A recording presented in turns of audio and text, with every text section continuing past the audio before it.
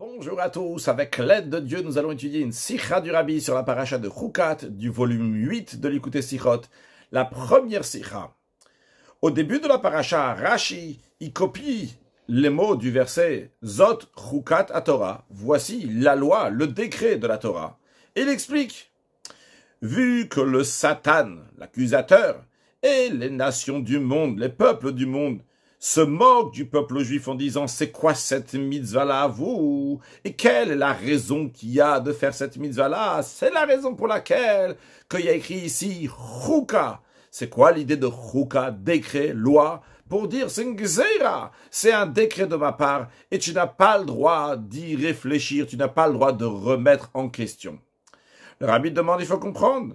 Lorsque Rashi est en train de dire ici, les fichar katav bachuka, c'est pour ça qu'il y a écrit chuka. Ça veut dire que Rashi vient expliquer ici pourquoi le mot chuka a été écrit. En effet, on aurait pu écrire tout simplement zot haTorah, sans écrire zot chukat haTorah.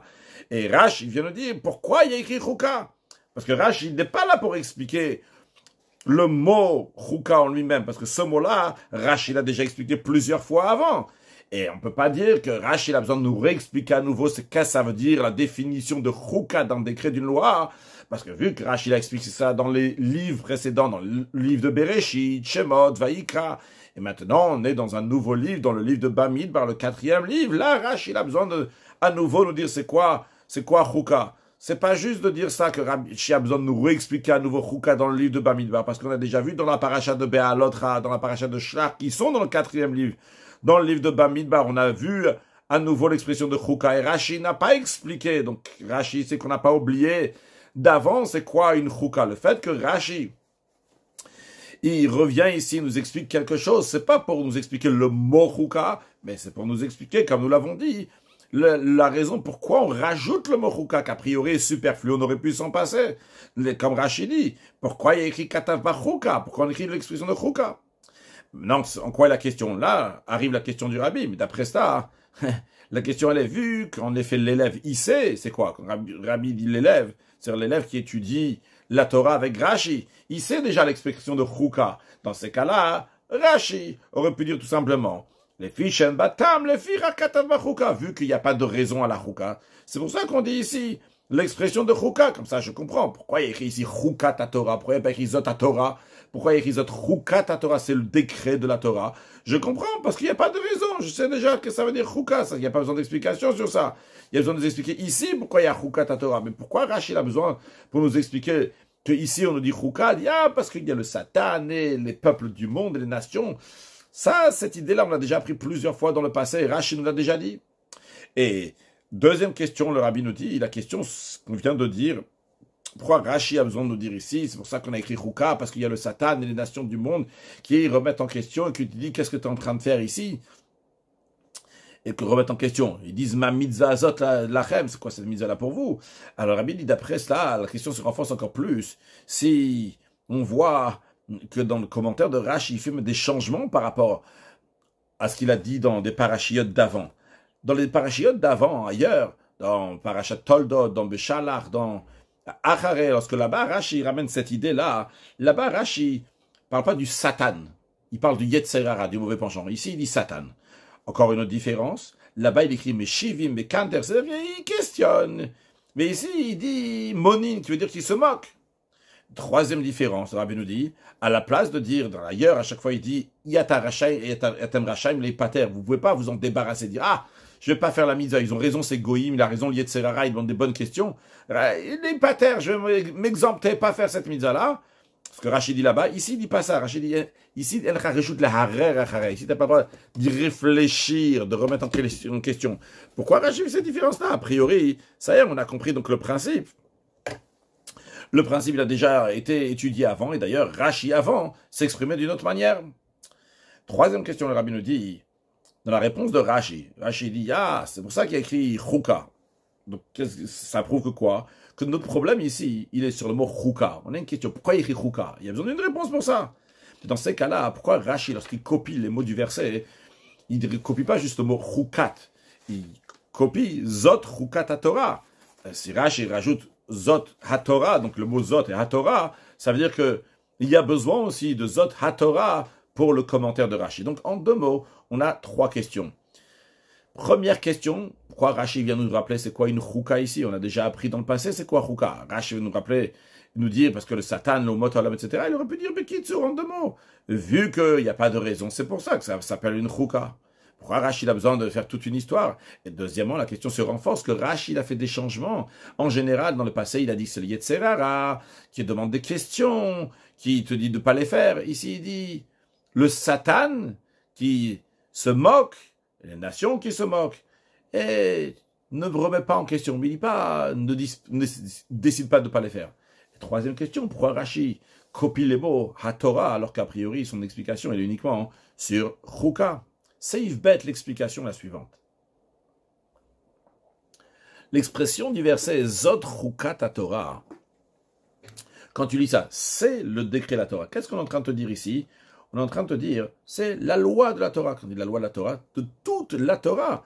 La vache rousse, c'est la loi de toute la Torah. Et passant, c'est la loi de toute la Torah, c'est la seule loi, seul décret qui est dans toute la Torah. Et a priori, il y a une question qui se pose, mais il y a d'autres choukim, il y a d'autres lois qui sont considérées chouka, qui sont irrationnelles dans la Torah. Et comme Rachid l'a déjà dit avant, le fait de ne pas consommer du cochon, le fait de ne pas se vêtir avec un vêtement de lin et de laine, et Rachid a même dit là-bas avec Kayot, tout ce qui est similaire à ça, ça rentre dans la catégorie de choukim, des choukim donc qui sont des lois, qui sont irrationnelles au-delà de la compréhension. Alors qu'est-ce qu'on dit ici, Zot Choukat HaTorah, c'est le décret de la Torah, on dirait qu'il y a seulement ça. On est obligé de dire que quand on dit chouka ici, dans ce sens ici, c'est paradouma, c'est la vache rousse, et en effet, il n'y a que ça qui est une chouka. Mais comment ça, on peut dire qu'il n'y a que ça comme chouka, comme décret, il y a encore plein d'autres décrets dans la Torah. Alors, cela veut dire qu'en effet, dans les choukim, dans les lois qui sont irrationnelles, il y a 2 catégories. La première catégorie, c'est ceux qui sont dans Gader Aser, on peut les comprendre, seulement quoi? T'as des questions, il y a quelque chose qui ne colle pas dans ta tête, mais de manière générale, ça se comprend. Deuxième catégorie, une catégorie qui n'est pas du tout dans la logique. Et c'est la raison pour laquelle il dit Zot Choukat HaTorah, que ça, c'est la loi de la Torah, car en effet, la vache rousse, ça, et seulement ça, c'est le décret de toute la Torah, dans le sens d'une catégorie qui n'y a aucune logique. En autre mot, ce que le Rabbi est en train de nous dire, justement, Rashi est en train de nous dire ici, Zot Choukat HaTorah, c'est la loi de la Torah, c'est le décret de la Torah, c'est la catégorie de chouka qui n'a aucune compréhension. La seule et unique, c'est quoi? C'est la vache rousse. Vrai, il y a d'autres choukim, il y a d'autres lois qui sont irrationnelles. Mais dans les autres lois qui sont irrationnelles, il y a une petite compréhension. Seulement, ça manque de rationalité. Il y a une question sur ça. Par contre, dans la vache rousse, elle est totalement pas compréhensible. Et c'est pour ça qu'elle s'appelle Zot Choukat HaTorah. C'est la loi, le décret de la Torah, que vraiment celui-là n'est pas du tout compréhensible.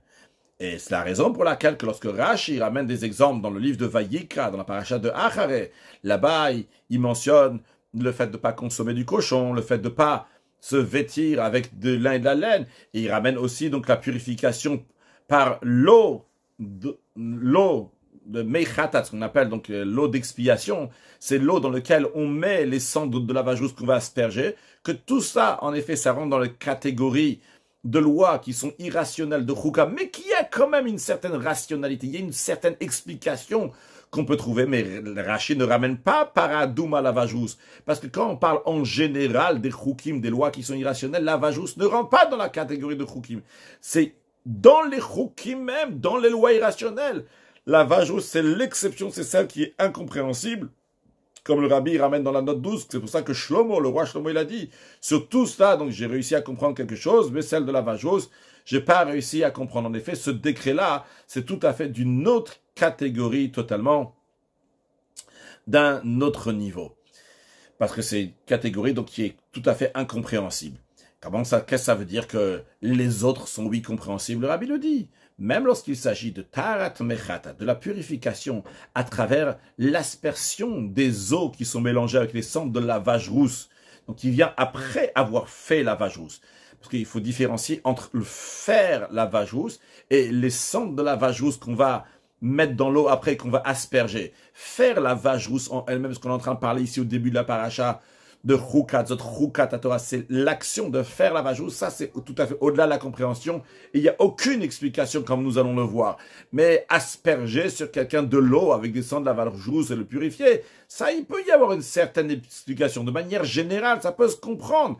De la même manière qu'on ne retrouve pas que Rashi a expliqué, on a dit quelque part dans la Torah que le fait de s'immerger dans un bain rituel, c'est un chouka, c'est une loi irrationnelle. Car en effet, dans le pshat, dans le sens simple, Rashi explique le sens simple, il y a lieu d'expliquer rationnellement que de l'eau, les eaux d'un bain rituel ont la force de nettoyer une impureté qui est spirituelle, une saleté spirituelle. De la même manière aussi, on peut dire que quand on asperge ces eaux-là, mechatat, ces eaux d'expiation, ils vont aussi purifier. L'eau purifie, que ce soit des gouttes d'eau, que ce soit quand tu rentres dans de l'eau. Mais ici, ce qu'il y a de particulier dans le mechatat, c'est vrai que c'est exceptionnel, même par rapport au mikvé en général. C'est que le mikvé en général, tu t'immerges entièrement dans de l'eau. Ici, c'est que c'est des gouttes d'eau. C'est vrai que c'est pas tout à fait compréhensible, mais ça reste encore avec de l'eau.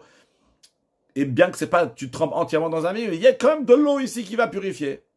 Mais de manière générale, l'eau, on peut comprendre que ça purifie. Il y a lieu dans la tête de dire que ça a un certain nettoyage. C'est la raison pour laquelle que même l'aspersion avec les eaux, avec les cendres de la vache rousse, eh bien, ça rentre dans les choukim qui sont en général, mais pas dans la chouka de faire la vache rousse.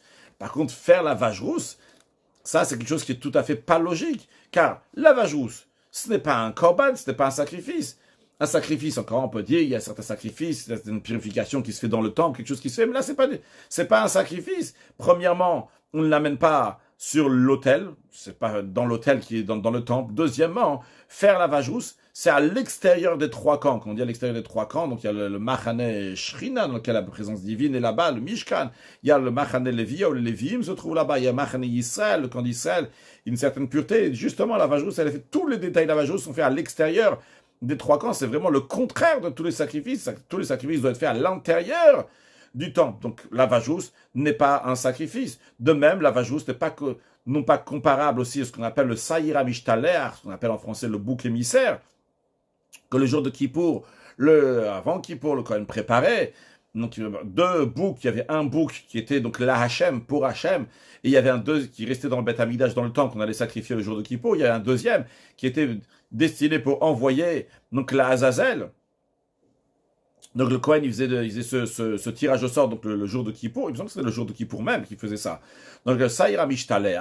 Et ça, on peut encore l'expliquer dans le rationnel. On peut dire que quand on prend un bouc qui est envoyé dans une terre qui est inhabitée, eh bien, par cela aussi, comme il y a écrit dans la Torah, Venassa Saïr Alav, que ce bouc-là, sur lui, il prend toutes les fautes avec lui.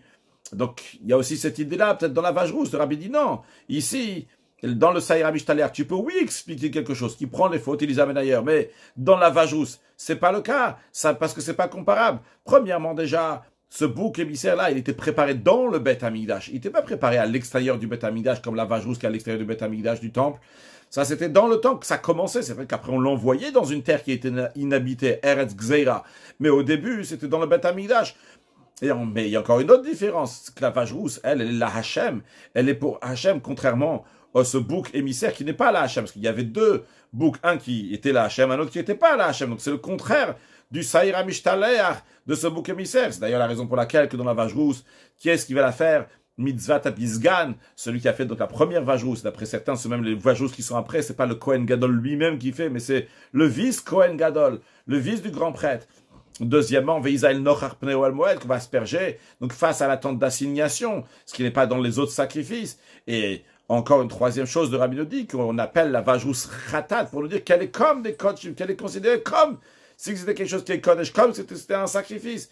Donc, en tous les cas, la vache rousse ne rentre pas dans la catégorie de Korban, la vache rousse ne rentre pas dans la catégorie de Saïra Mishtaler. La vache rousse, c'est quelque chose qui est complètement à part. Une vache rousse qui n'a pas du tout une logique, quoi que ce soit. Et c'est la raison pour laquelle ce n'est pas inclus dans les choukot, dans toutes les autres lois qui sont irrationnelles. Que les autres lois qui sont irrationnelles, il y a une petite compréhension, un petit quelque chose qu'on peut expliquer. Comme on vient de voir, même dans le Saïra Mishtaler, on peut dire, bon, il y a un symbole ici, que ça Venassa Saïr Alav, sur le bouc, il y a toutes les fautes comme ça qui vont partir avec lui. Ici, dans la vache rousse, il n'y a pas d'explication rationnelle qu'on est en train de faire la vache rousse. On ne parle pas encore une fois qu'on est en train d'asperger des eaux avec les cendres de la vache rousse. Ici, il y a de l'eau, il y a une certaine rationalité. C'est pas un migvé, mais comme il y a de l'eau qui peut nettoyer. Faire la vache rousse, ça c'est une loi qui est tout à fait au-delà de toutes les autres lois qui sont irrationnelles. Dans tous les autres lois, même l'aspersion des eaux de la vache rousse, on peut trouver une petite explication, on dit quelque chose qui va nous expliquer. Il y a de l'eau, il y a une purification. Mais en ce qui concerne de faire la vache rousse, ça s'est fait complètement à l'extérieur du Beth Amikdash, à l'extérieur du temple, et malgré ça, donc ça amène toute cette procédure de, plus tard on va pouvoir faire la purification, c'est qui est comme les Kodshim, et qui va asperger face à la tente d'assignation, tout ça c'est pas des choses qui sont logiques du tout, et ça c'est la Chouka, c'est la raison pour laquelle que cette Chouka-là, Zot Choukat HaTorah, c'est la seule Chouka de la Torah. Quand on dit la seule chouka de la Torah, a priori, il y a d'autres choukot dans la Torah, il y a d'autres lois qui sont irrationnelles. Les autres lois qui sont irrationnelles, il y a une petite explication qu'on peut trouver. Par contre, dans celle-là, c'est entièrement une chouka à 100% dans laquelle il n'y a pas d'explication. Et c'est la raison pour laquelle que c'est chouka ha-Torah, c'est la Torah. Toute la Torah, c'est la seule chouka. Basé sur ça, le Rabbi nous dit dans Seif Gimel, on va comprendre la raison pourquoi Rashi, à propos de la chouka ici, la chouka de la vache, il dit le Satan, il dit pas le Yetzer Hara, il dit Monin qui se moque, il dit pas qui questionne. Et il dit aussi l'expression, que tu n'as pas le droit de remettre en question. Il dit pas comme dans les autres endroits qui parlaient d'un Yetzer Hara, d'un mauvais penchant, qui demande des questions et qui te dirait que peut-être tu vas carrément t'exempter, te débarrasser de cette mitzvah, comme Rachid a pris ces expressions-là dans les autres choukim. Pourquoi?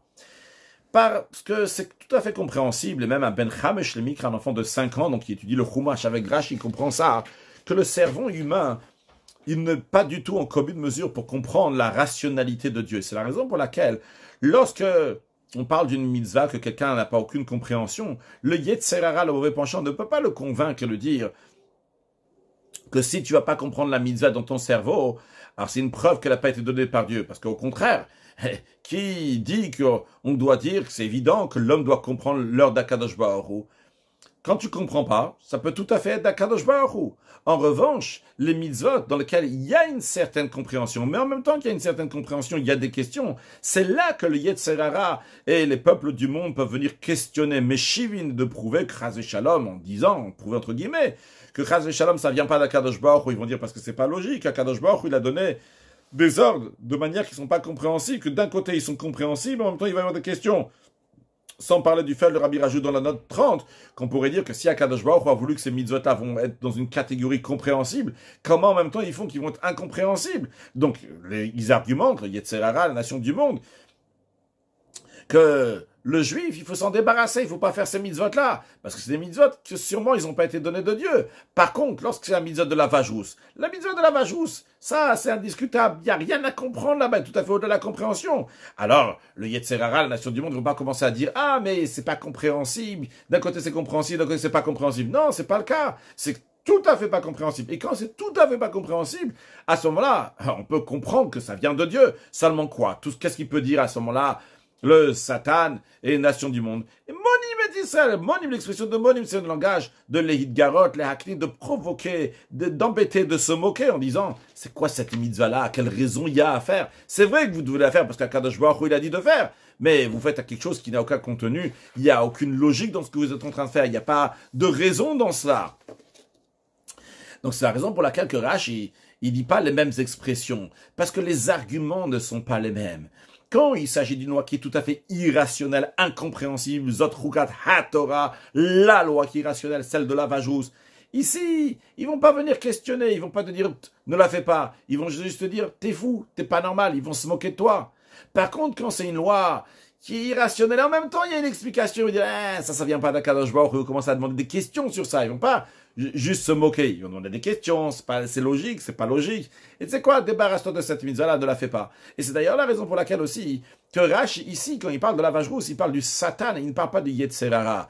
L'expression de Satan, ça va bien avec ce qu'on est en train de dire ici, qui se moque. C'est la moquerie. La moquerie, on n'est pas en train d'ici de t'empêcher, de te dire ne fais pas la mitzvah. On est en train de t'empêcher, de mettre une embûche, comme ça, tu vas te sentir mal à l'aise. On te dit pas de pas la faire. L'expression de Satan, on l'a vu dans la paracha on la voit dans la paracha de Balak.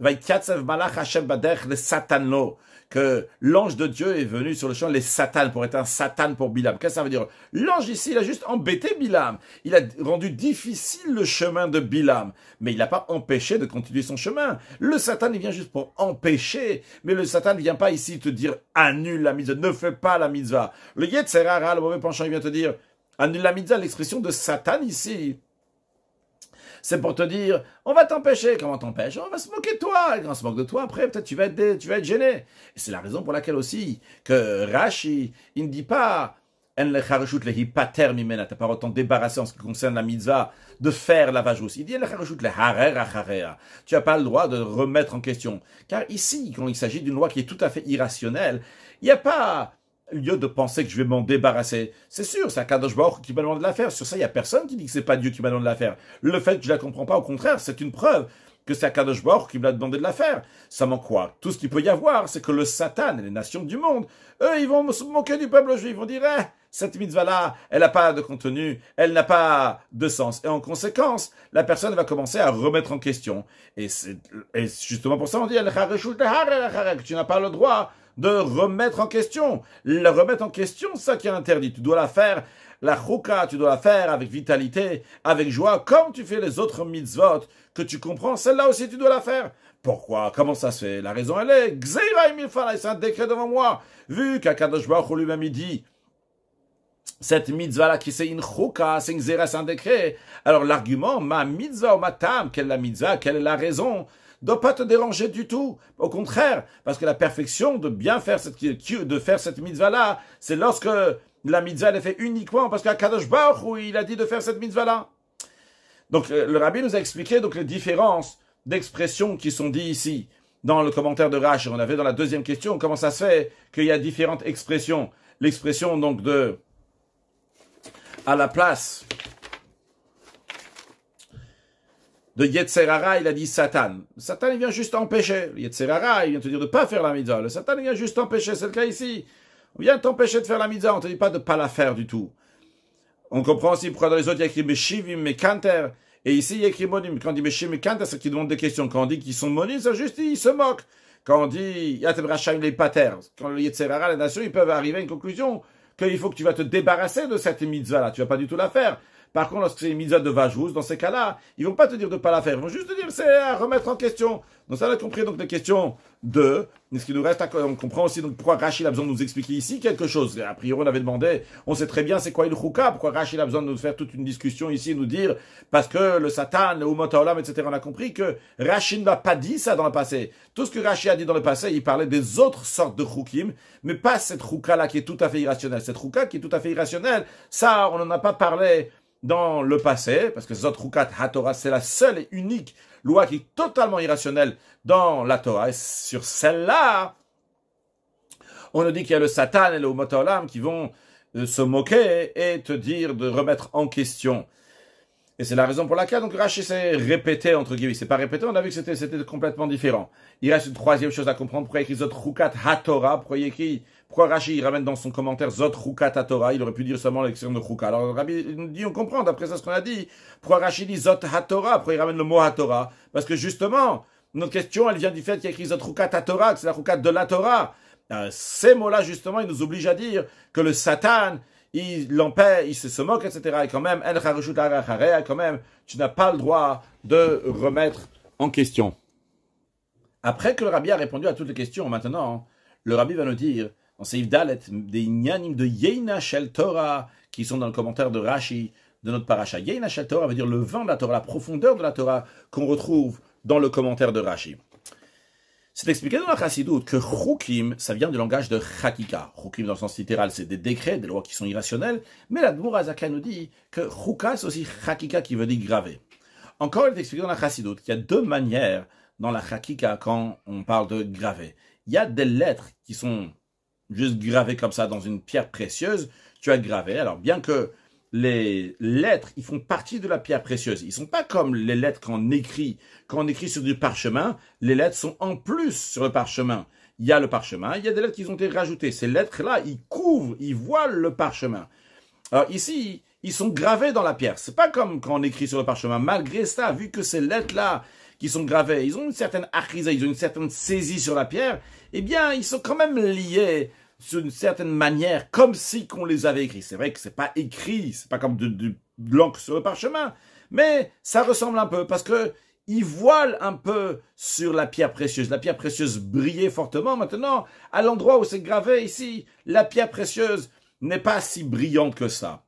Ça, c'est une manière de graver dans une pierre. Une deuxième manière, dans Chassidut, c'est dit, il y a des lettres qui sont gravées d'un côté jusqu'à l'autre côté. Donc, pas juste gravées comme ça dans la pierre, mais ça passe toute la pierre d'un côté à l'autre, comme c'était d'ailleurs le cas dans les lettres des louchot, des tables de la loi, que là-bas, il n'y a pas du tout de achisa, il n'y a pas de saisie dans les lettres. Et ils sont beaucoup plus hautes que les lettres de l'écriture. Donc, quand on écrit sur une pierre précieuse, quand on grave sur une pierre précieuse, ça ressemble un peu à l'écriture qui est sur du parchemin. En revanche, lorsque c'est gravé d'un côté jusqu'à l'autre côté, ça, c'est un niveau qui est beaucoup plus haut. Maintenant, ce qui est expliqué dans la Chassidut, le Rabbi nous dit, tous les sujets dans la Torah, c'est extrêmement précis. Vu que Chouka, ça veut dire aussi Chakika, alors on est obligé de dire que si dans Chakika, il y a deux catégories, alors dans les Choukim aussi, il y a deux catégories. La question qui se pose, c'est où est-ce qu'on retrouve dans les Choukim qu'il y a deux catégories? Eh bien, le Rabbi nous dit, basé sur l'explication de Rashi qu'on a vu avant, eh bien, la réponse est claire. Il y a les Choukim, les lois, qui ont une certaine rationalité. Ah, c'est comme des lettres qui sont gravées sur la pierre précieuse, que c'est vrai qu'ils sont gravés dans la pierre précieuse, mais il y a une certaine médecine qui est en plus. Il n'y a pas ici que de la pierre précieuse, il y a une écriture qui est gravée. Makom Machiza, ils ont une certaine saisie. On peut dire ici qu'il y a quelque chose qui est écrit. C'est comme des lois qui sont tout à fait irrationnelles, mais il y a une certaine compréhension. Il n'y a pas que l'irrationalité dans ça, il n'y a pas que le chok. Mais il y a une autre catégorie de chukim, c'est notre chukat à Torah, la chouka de la Torah. C'est là, il n'y a aucune explication. Ça, c'est comme les lettres qui sont gravées d'un côté à l'autre. Que eux, ils ont aucune médecine, il n'y a pas de médecine, il n'y a pas d'existence. On peut pas dire, ils ont une achisa, ils ont une saisie dans la pierre. Ici, il y a strictement que de la pierre. Ici, il n'y a que de la chouka. Il n'y a rien d'autre qui est mélangé. Il n'y a pas de rationalité qui est mélangée. Et pour expliquer plus cela, le Rabbi dans ses faits, on va comprendre cela en expliquant plus, donc de manière plus claire, le lien entre les choukim et chakika. C'est-à-dire le lien entre choukim dans le sens simple et chakika. Tout d'abord, à savoir qu'un juif, dans sa nature, sa volonté est d'accomplir la volonté de Dieu. Cette nature-là, sa source, elle est dans l'essence d'un neshama qui est au-delà de la compréhension et s'exprime de manière dévoilée essentiellement quand? Lorsque le juif, il accomplit des chukim, des lois qui sont irrationnelles, des lois qu'Akadosh Baruch Hu a demandé de faire, parce que même qu'il n'a aucune explication, parce que lorsqu'il accomplit une mitzvah de catégorie de eidot, de témoignage, par exemple le Shabbat, Hachem il a dit, j'ai travaillé 6 jours, je me suis reposé le 7e jour, vous aussi, travaillez 6 jours, le 7e jour, vous allez vous reposer, ou bien quand il accomplit des mishpatim, des lois qui sont rationnelles, comme ne pas voler, ne pas tuer, respecter ses parents. Vu que ces mitzvot-là, ils ont une certaine raison rationnelle, eh bien, à ce moment-là, ça s'exprime pas, ça se dévoile pas dans toute la pureté, la volonté pure qui vient de l'essence d'un neshama qui veut faire la volonté d'Hachem. Pourquoi? Parce qu'il y a quelque chose de plus ici. On voit pas que la volonté du juif de faire la volonté de Dieu. On voit ici la partie rationnelle qui s'est rajoutée aussi. Il y a une explication. Pourquoi faire cette mitzvah qui est un témoignage? Il y a une explication. Pourquoi faire cette mitzvah qui est mishpat, qui est quelque chose qui est rationnel. Et en plus, et particulièrement, vu que le sechel, le cerveau, c'est une force donc qui est à l'intérieur de la personne et qui s'unit avec le nefesh hamaskel, avec l'âme qui comprend, alors ça voile, au moins un peu ça voile, sur la volonté du juif, ce qu'on appelle le ratzana hatzi, la volonté qui est dans l'essence du juif. Ça, c'est quand il y a des mitzvot qu'il y a une explication. Par contre, lorsque le juif, il accomplit les choukim, il accomplit les lois qui sont irrationnelles, dans lesquelles il n'y a pas du tout ici de cerveau, de rationnel, de raison qui s'est rajoutée. Qu'est-ce que se dévoile? Se dévoile purement l'essence d'un neshama du juif. Et ça, c'est le lien entre choukim et chakika. Parce que la particularité de choukim par rapport au edut ou mishpatim, la particularité donc des lois qui sont irrationnelles par rapport aux lois qui ont une certaine explication, c'est comme la particularité de chakika par rapport à l'ektiva, la particularité de gravé par rapport à écrit. Quand on écrit, vu que les lettres sont quelque chose qui sont en plus du parchemin, donc ils voilent l'endroit qui est écrit. Il y a un endroit où on ne voit plus le parchemin. Par contre, les lettres qui sont gravées, ils ne sont pas quelque chose en plus de la pierre précieuse. Ils font partie de la pierre précieuse, donc ils ne voilent pas sur la pierre précieuse. Donc on comprend que l'idée déjà de Chakika, c'est quoi? Chakika, c'est lorsqu'il n'y a rien d'autre qui se rajoute. Il n'y a que cela, il n'y a pas quelque chose d'autre. Donc quand quelqu'un il fait des mitzvot, parce que Dieu il a dit de faire, il n'y a pas d'explication, Chouka, alors qu'elle se dévoile la pierre précieuse telle qu'elle est. Le Etzem Aneshama, l'essence du juif, la volonté du juif de faire la volonté d'Akadosh Baruch Hu. Par contre, lorsqu'un juif fait une mitzvah dans laquelle il y a une rationalité, alors à ce moment-là, ça se dévoile pas l'essence d'un neshama, ça se dévoile comme quand on écrit quelque chose, que ça t'écrit quelque chose. Tu mets de l'encre sur du parchemin, on voit plus le parchemin. C'est pas comme quand c'est chakika, c'est gravé, que le fait d'écrire, ça ne voile pas la pierre. Il y a ici quelque chose d'autre. Il y a ici le sechel, le cerveau, qui s'est mélangé. Alors, basé sur ça, le Rabbi nous dit, on comprend que les deux catégories de chukim, c'est-à-dire des chukim, donc, dans lesquels il y a une certaine explication, et les chukim qui n'ont pas du tout d'explication, ressemblent aux deux manières dans Chakika, dans les deux manières de graver, quand on grave sur la pierre précieuse et quand on grave de manière que ça passe d'un côté à l'autre de la pierre précieuse. C'est-à-dire, vu que le cerveau voile sur l'essence d'un échange, comme on l'a expliqué avant, on comprend que quand quelqu'un il fait des chukim, même si c'est une loi qui est irrationnelle de manière générale, mais il y a une certaine explication. Finalement, le fait qu'il y ait une certaine explication, eh bien cette certaine explication, cette partie rationnelle, elle voile au moins un peu sur le ratsanat, sur la volonté de Dieu. Et l'essence d'un neshama ne s'exprime pas ici tellement béguil ou tellement dévoilé. Ça ressemble à des lettres qui sont gravées sur la pierre précieuse, pas d'un côté à l'autre, mais ils sont gravées sur la pierre précieuse, qui voient la luminosité de cette pierre précieuse. Parce qu'à l'endroit où c'est gravé, la pierre précieuse n'éclaire pas aussi fort. Mais lorsque c'est Zotrukatatora, lorsque c'est tout à fait au-delà du rationnel, à ce moment-là, c'est comme des lettres qui sont gravées d'un côté à l'autre. Vu qu'ils n'ont pas de saisie du tout, il n'y a rien du tout, il n'y a que la pierre précieuse, il n'y a que du ratson, il n'y a que de la volonté, il n'y a pas de voile du tout. Ça, c'est quand il n'y a que le ratson-alien, Zotrukatatora, il n'y a que la unique raison pourquoi tu fais ça. Parce qu'Akadosh Baruch Hu, il a demandé. Le Rabbi continue à approfondir, on sait, il va, que cette supériorité qu'on vient de voir, quand c'est chakika, quand c'est gravé d'un côté à l'autre, c'est pas seulement par rapport aux lettres, parce que jusqu'à présent, ce qu'on a expliqué, c'est que quand les lettres qui sont sur la pierre précieuse, il y a makom achiza, ils ont une certaine saisie sur la pierre précieuse, et ils voient un peu la lumière de la pierre précieuse à l'endroit où ils sont. Par contre, quand c'est gravé d'un côté à l'autre, ils n'ont pas de makom achiza, il y a que la pierre précieuse qui est ici. Donc, c'est-à-dire, un autre mot ici, c'est par rapport aux lettres. Mais le Rabbi dit, c'est pas seulement par rapport aux lettres, c'est aussi par rapport à la chose sur laquelle ils sont gravés. Quand c'est gravé juste de manière ordinaire, donc des lettres qui sont écrites, qui sont gravées sur une pierre précieuse, alors, sur quoi c'est gravé? C'est gravé sur la partie extérieure de la pierre précieuse, dans la partie supérieure, extérieure de la pierre. Par contre, quand c'est gravé d'un côté à l'autre, eh bien, c'est gravé partout, même à la profondeur. Il y a une seule chose ici, c'est pas juste gravé extérieurement, c'est gravé même à l'intérieur. Alors, Rabbi nous dit, vu que dans la Torah, chaque chose est précise, il faut dire que le lien de Zotrukata Torah, quand on dit que Zotrukata Torah, c'est une loi qui est tout à fait irrationnelle, il n'y a pas de sechel, il n'y a pas de rationnel. Et vu que c'est tout à fait irrationnel, et il n'y a pas de sechel, donc il n'y a rien qui voile, ça correspond à la chakika, la gravure, qui est d'un côté jusqu'à l'autre côté.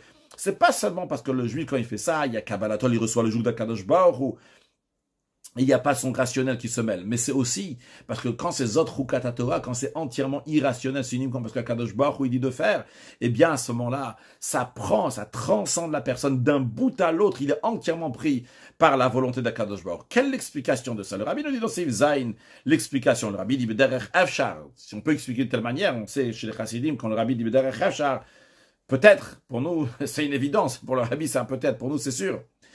Quelle est l'explication? L'Admour Azaken l'explique dans l'Ikut Torah.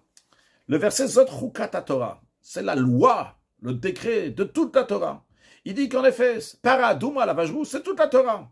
Pourquoi c'est toute la Torah? Il explique l'idée de Ratso Veshuv. Ratso, c'est la volonté d'aller vers le haut. Shuv, c'est la volonté, ou même s'il n'y a pas de volonté, quand même de revenir ici-bas sur terre. Donc l'idée de s'inspirer, de vouloir s'inspirer, d'aller vers le spirituel, mais d'un autre côté, on ne va pas juste vers le spirituel, le divin, mais après le divin, il faut l'amener dans son matériel. Et il dit que ça, c'est l'idée de toute la Torah qui s'exprime dans la vache rousse, dans laquelle d'un côté, il y a de l'eau, là côté il y a du feu, donc la vache rousse qui représente donc la rigueur, qui représente le feu qui va les brûler, ces cendres-là de la vache rousse. Et d'un côté l'eau qui représente donc ce qui vient du haut vers le bas, donc il y a le chesed de la bonté. Donc il y a ici donc le ratzoveshu, il y a ce qui vient du haut vers le bas et il y a ce qui va du bas vers le haut. Et il dit ça c'est quelque chose d'essentiel dans tous les mitzvot et qui s'exprime concrètement dans la mitzvah de Paradouma. Donc l'idée de ratzoveshu, donc de le va-et-vient, ça c'est dans toutes les mitzvot de la Torah. Où est-ce qu'on le retrouve? On retrouve dans la vache rousse. C'est la raison pour laquelle que la vache rousse, c'est notre Chukat Torah, c'est la loi de toute la Torah, parce que toute la Torah, il y a cette idée-là de Ratzoveshuv, donc d'un va-et-vient. Le rabbi de Born, il dit a priori, comment ce commentaire-là de Rashi correspond avec ce que, comment cette question de Yad Brazaken, il correspond avec ce qui est dit dans le commentaire de Rashi. Le commentaire de Rashi dit Zot Chukat Torah, c'est quoi? Zot Chukat Torah, c'est bien souligner que la vache rousse, c'est la seule Chukah de toute la Torah. Oui, Rashi nous dit, c'est la seule chouka de toute la Torah. C'est la seule et unique. Elle est unique, elle est particulière, elle est différente de tout le reste de la Torah. Comment ça correspond avec l'explication d'Yadbor Azaken? L'Adbor Azaken, il dit, Zot chouka ta Torah, c'est quoi? C'est que tout est lié. Tous les mitzvot, ils sont liés avec la vache rousse. Et le commentaire de Rashi, il dit pas que tous les mitzvot sont liés avec la vache rousse. Le commentaire de Rashi, il dit que la vache rousse, c'est un commentaire, c'est une mitzvah qui est unique et différente de tous les autres. Alors, c'est vrai que il y a Shivim Panim la Torah, il y a 70 manières d'expliquer la Torah. Et l'Ouva et l'Oudivre Elokim Kraim. Tout, c'est des paroles de Dieu, donc tout est vrai. Mais le rabbi dit non, on ne va pas dire qu'il y a une explication de Rashi, une explication de Yadmur Azaken, et il ne correspond pas. Non, c'est connu que l'Admur Azaken lui-même a dit que le commentaire de Rashi sur le Chumash, c'est Yeina Shal Torah, c'est le vin de la Torah. On comprend que le vin de la Torah, il s'explique dans le Pashtout de Rashi, dans le sens simple de Rashi. Après, tu retrouves le vin de la Torah, la profondeur de la Torah. Donc, tu ne veux pas dire, ah, il y a la profondeur de la Torah, mais ça ne correspond pas avec le Pshat. Le Pshat de Rashi, que Rashi dit que Chukat Torah, la vache rousse, c'est une mitzvah qui est exceptionnelle, qui est différente de tous les autres mitzvahs de la Torah, correspond tout à fait avec l'explication du Yadmur Azaken, que tous les mitzvahs de la Torah sont exactement la même idée que la vache rousse. Donc le rabbi le dit, c'est logique de dire que ces deux explications-là, non seulement qui ne sont pas contradictoires l'un avec l'autre, mais au contraire, ils s'expliquent, ils se complètent l'un avec l'autre. Justement, dans la particularité que la vache rousse est différente de tous les autres mitzvot, qu'il a fait que ces autres Chukat HaTorah, c'est la loi, le décret unique, exceptionnel de toute la Torah dans le sens simple du verset, et bien justement, dans ça, s'exprime aussi le klal, la règle générale de tous les mitzvot de la Torah, comme l'Admur Azaken l'explique, comme nous allons l'expliquer dans la suite.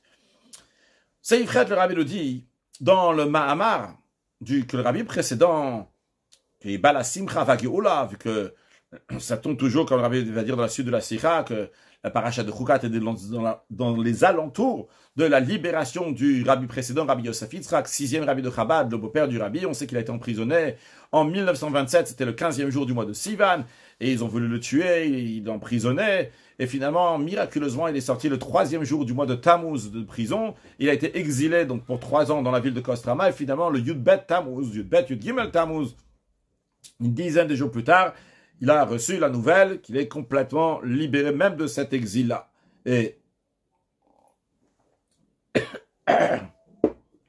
à cette occasion, cette année même, Tavresh Pezaï, en 1927, le rabbi précédent, il a dit à Mahamar, à Vayeli Be'ozra, avec Hachem, donc ceux qui m'aident.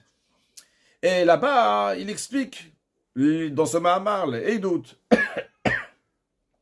les lois de témoignage, les dot, les mishpatim, et les chukim, les lois qui sont irrationnelles.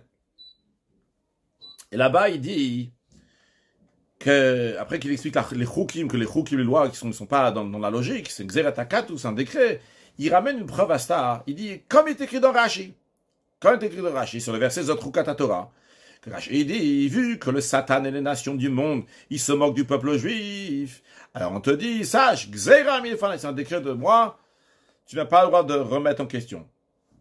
Et juste après, donc le rabbi précédent continue à expliquer que même l'accomplissement des mitzvot rationnelles, eh bien, doit être fait avec Kabbalatol, en recevant le joug de Dieu, comme les chukim, comme les lois qui sont irrationnelles. Donc, en d'autres mots, le rabbi précédent explique Edut Chukim Mishpatim, les 3 catégories de mitzvot, et après avoir expliqué les chukim qui sont irrationnels, c'est un décret, il ramène le commentaire de Rashi, juste après ça, après le commentaire de Rashi, il dit que même les mitzvot qui sont rationnels, il faut les faire, parce que Dieu, il a demandé de les faire, comme on fait les chukim. Pourquoi tu fais un chok? C'est pas parce que tu as compris, c'est parce que Dieu, il a demandé de le faire. A priori, la question se pose, Rabbi dit, déjà avant la paracha de Chukat, plusieurs fois, Rashi il a dit que chukim, c'est un décret. Pourquoi le rabbi précédent, il ramène le commentaire de Rashi sur parachat Chukat? Et il dit clairement, sur le Rashi, sur le verset Zot Chukat Torah. Quelle est la raison dans le sens profond de cela? Alors, ça va, en plus du fait qu'il a voulu ramener de la paracha de la semaine. La paracha de la semaine qui est proche du moment de la délivrance.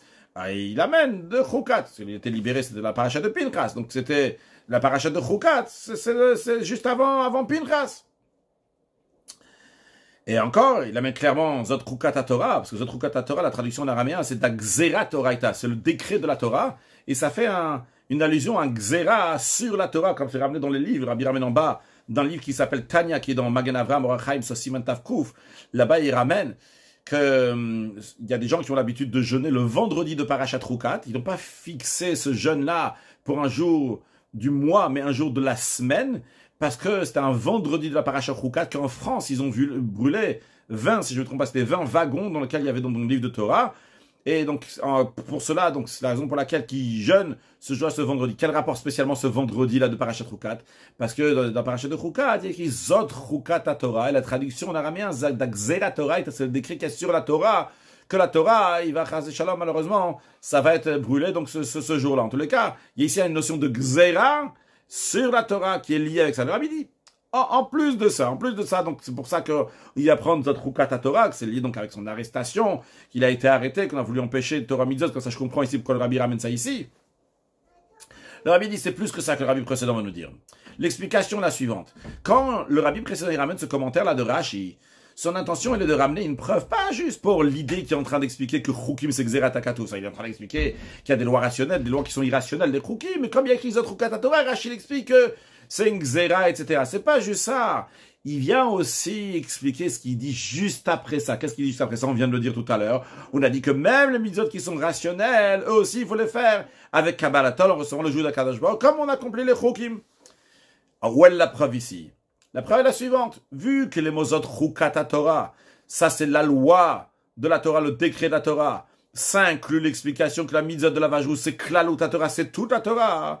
Ça c'est une preuve que toutes les mitzvot, même les détails, tous les mitzvot, il faut les faire comment? Avec Kabbalatol, en recevant le jour d'Akadosh Baruch, qui est au-delà tout à fait de la compréhension, de la même manière que la généralité de la Vajrous, la Chouka de Paradouma, on l'a fait de manière rationnelle. De manière aussi, tout ce qui en découle de cette Chouka de Torah, tous les détails qui en découlent, donc tout le reste de la Torah, ça aussi, il faut le faire de manière rationnelle. Et c'est pour cela qu'il a ramené, dans le Mahamar, il ramène ce Rashi-là. Parce que ce Rashi-là, il est lié avec toute la Torah. Il n'est pas juste en train de nous expliquer c'est quoi des Chukim. C'est vrai, c'était juste pour expliquer des Chukim. Il aurait pu ramener un commentaire de Rashi qu'on a vu avant, dans Parashat Toldot, dans Parashat Beshalach, dans Parashat Ache, ailleurs, que Rashi dit que Chukim c'est un Gzera, c'est un décret d'Akadosh Baruch. Pourquoi le Rabbi précédent, il choisit spécialement de dire Zot Chukat Torah, que c'est un Gzera, c'est un décret avec le commentaire de Rashi de Chukat et pas le commentaire de Rashi ailleurs, parce que ici, il est en train de ramener une preuve sur la suite aussi de ce qu'il dit, que tous les mitzvot, même les mitzvot rationnels, il faut les faire parce que c'est une Chuka. Où est-ce qu'on voit ça justement de ce commentaire de Rashi? Qui Zot Chukat Torah, c'est la loi de la Torah, c'est une loi qui est exceptionnelle, qui est incompréhensible, mais c'est toute la Torah qui doit être faite comme ça, comme le commentaire de l'Admor HaZaken. On n'a pas encore expliqué comment ça colle. On va y arriver. Safe tête. A priori, on pourrait demander un instant, qu'est-ce qui a fait qu'il y a des mitzvot qui sont édoutes, des mitzvot qui sont krokim, mishpatim? Qui a fait qu'il y a des mitzvot qu'on comprend, des mitzvot qu'on ne comprend pas? C'est Akadosh Baruch ou Dieu dans la Torah. Il a dit d'après la Torah. Ça, c'est une mitzvah qu'on comprend, c'est une mitzvah qu'on ne comprend pas. La Torah elle-même a dit qu'il y a des mitzvot qui n'ont pas de raison et on l'appelle krokim. Il y a des mitzvot qui ont une raison, on les appelle dans la Torah elle-même. Des édot, des témoignages, des mishpatim, une loi rationnelle. Donc, la Torah, elle veut que certaines mitzvot, on va les accomplir comment, avec quel sentiment, de quelle manière, en sachant que ça c'est un témoignage pour telle et telle chose. Ça, en faisant Shabbat, je témoigne sur le Shabbat d'Akadosh Baruch Hu, etc. dans tous les autres Edot, c'est l'exemple que moi je ramène pour Shabbat. Et les mitzvot, donc de Mishpatim, ils vont être accomplis donc de manière rationnelle. C'est pour ça qu'Akadosh Baruch Hu a fait qu'ils vont être rationnels. Alors comment on peut dire que tous les mitzvot, tu dois faire Kabbalatol? Comment on peut dire que tous les mitzvot, on les fera comme le chok? Comme tu es en train d'accomplir un chok? Mais désolé, ce n'est pas un chok. La Torah elle-même, elle dit que ce n'est pas un chok. L'explication est la suivante. Ça même, qu'on doit accomplir les mitzvot rationnels avec une raison, pourquoi on fait comme ça?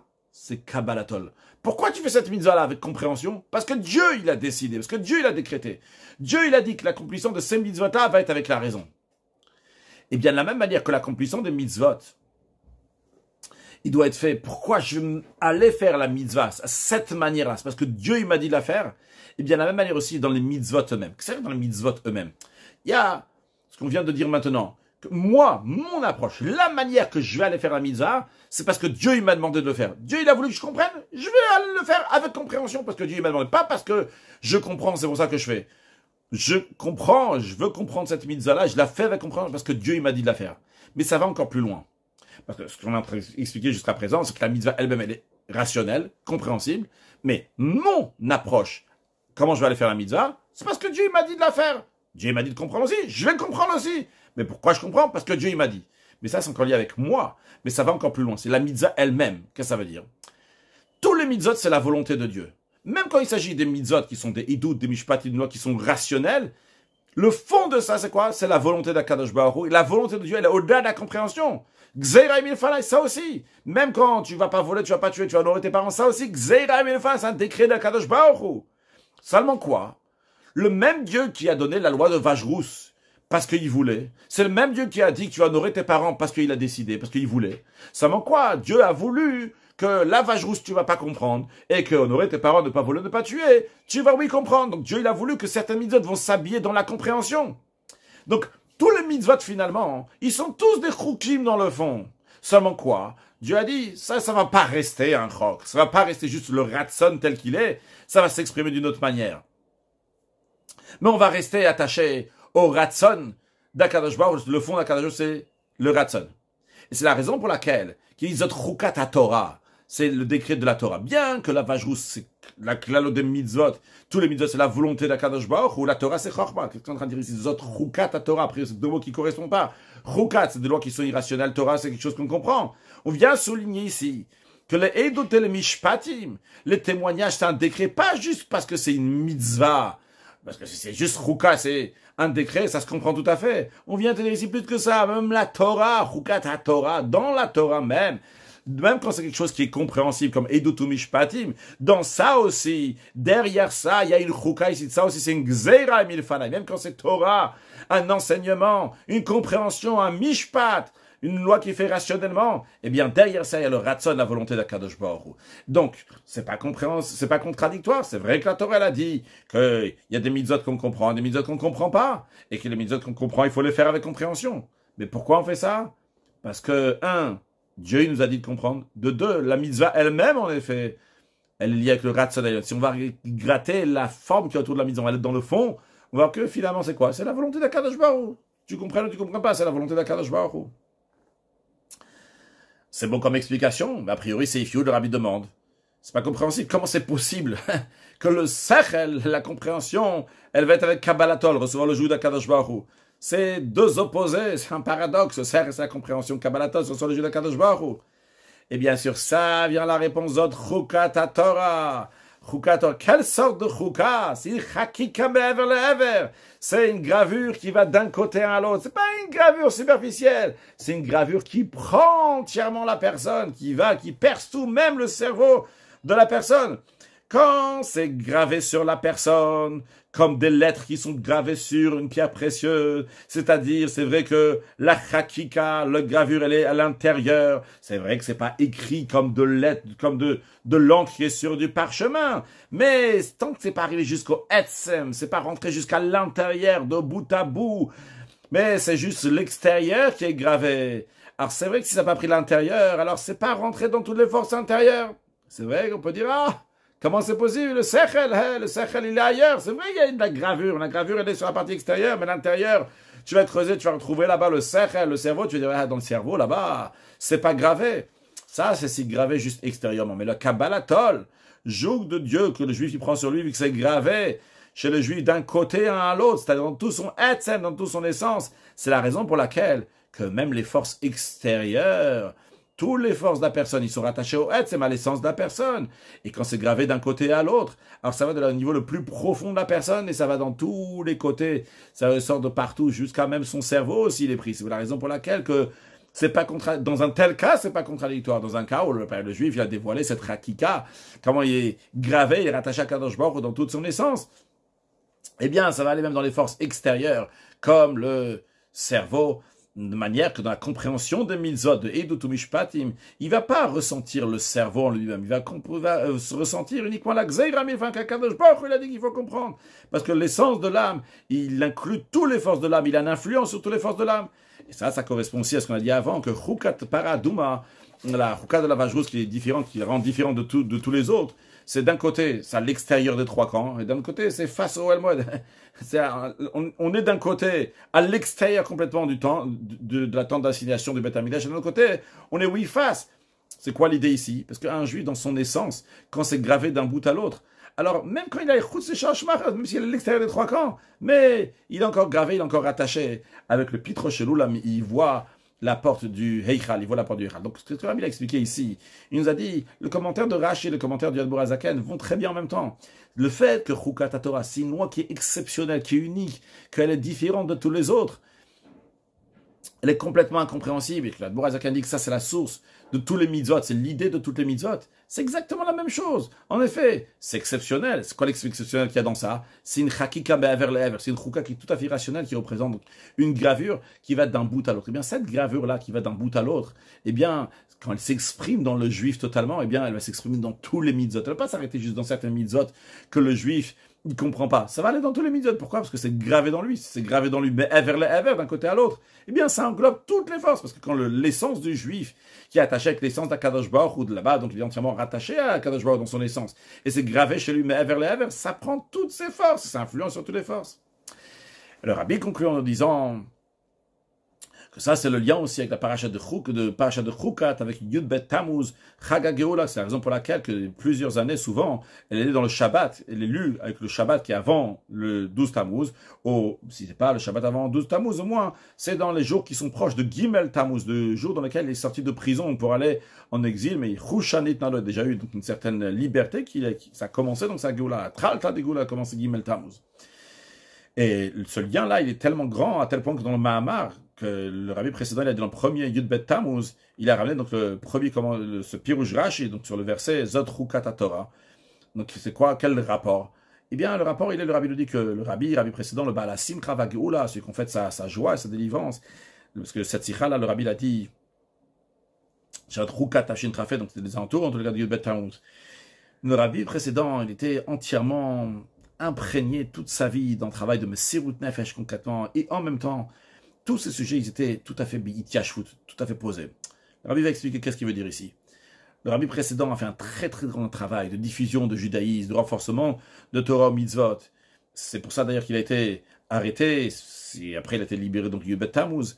Ce travail-là, c'était pas un travail qui était logique du tout, même dans la logique. La Gdusha, ça n'existe pas. Dans la logique de la Gdusha, il y a certaines règles, certaines manières de faire. Et la manière qui se comportait quand il faisait ça, de manière dévoilée, c'était Bamash, Messirut Nefesh, don de soi concrètement, donner sa vie. Donc, donner sa vie, c'est quelque chose qui est tout à fait au-delà de la compréhension. Mais malgré cela, malgré ces choukas, complètement au-delà de la compréhension, ça dépasse totalement. Mais ce travail-là, il était fait avec un très grand céder. C'était ordonné de manière exceptionnelle. Bien qu'en général, pour un être humain ordinaire, lorsqu'il est dans un mouvement de Messirut Nefesh, de sortir complètement de ses barrières, il n'a pas la possibilité de faire des calculs maintenant. Il est complètement au-delà de toutes les barrières, il n'y a pas de calcul. Eh bien non, malgré le fait qu'il était tout à fait chouka, de manière au-delà de toutes les barrières de Messirut Nefesh, bien tout était bien calculé, bien préparé, de manière que la diffusion du judaïsme et le renforcement du judaïsme va être de la manière la plus grande qu'il peut y avoir. Dans le rabbi nous dit en quoi ça nous concerne, vu que, comme Rashi dans la paracha de Chukat, que Moshe ou Yisraël, et Israël est Moshe. Rashi ramène deux versets qui a priori sont contradictoires. Une fois on dit que c'est Moshe Rabbeinu qui envoie des délégués, une autre fois on dit que c'est Israël qui envoie des délégués. Rashi dit c'est pas une contradiction parce que Moshe c'est le peuple juif, Israël c'est le peuple juif. L'Omar Lecha pour te dire, chez Nasi Hador ou Kechol Hador, que le chef de la génération, c'est que toute la génération, correspond à toute la génération, qui a Nasi ou Akol, car le chef de la génération c'est toute la génération. Quand Nasi Hador, le rabbi fait référence évidemment au rabbi précédent ici, on comprend que cette force-là, le rabbi précédent le donne à tout clan d'Israël. Et même celui, comme il écrit dans sa lettre, Besham Yisraël Yechoun, celui qui est juste appelé juif. Et tout ce qu'il a, c'est qu'il est appelé juif. Lui aussi, il a cette force-là. Et quand on va aller dans ce chemin qu'il a tracé pour nous, on est sûr que ça va s'accomplir. Yehi, Avaye, le Keinu, Imanu, Kasherayem, Avotenu, que Dieu va être avec nous, comme il était avec nos ancêtres. Al Yazveinu, Ve'al Yitcheinu, qui ne va pas nous abandonner, que tous les bénis Israël vont avoir de la lumière spirituellement et matériellement. Mashiach now, une excellente journée.